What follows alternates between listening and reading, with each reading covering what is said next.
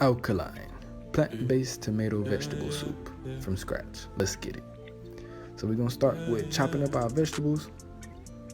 Chop up all your vegetables, and these are the seasonings that we're gonna be using.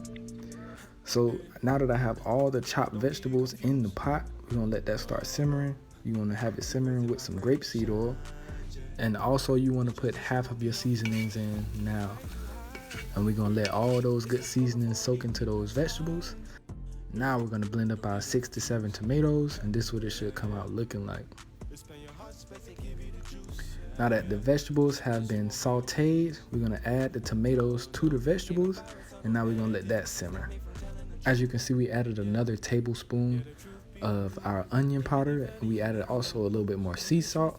Make sure you taste as you go. Now that that's simmered down, we're gonna add a little bit of quinoa in there. And as you can already see, I added kidney beans, but just for the sake of being alkaline, just make sure you use garbanzo beans, which are a little bit more alkaline than kidney beans.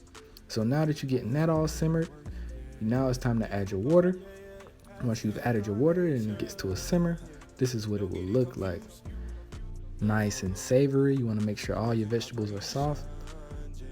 Then for fun, I just added some baby potatoes in there just to give it a little bit more heartiness.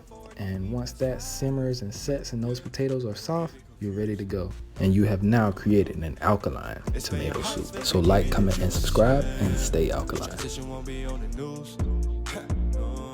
Ain't no virus or no pandemic can stop me from telling the truth, yeah.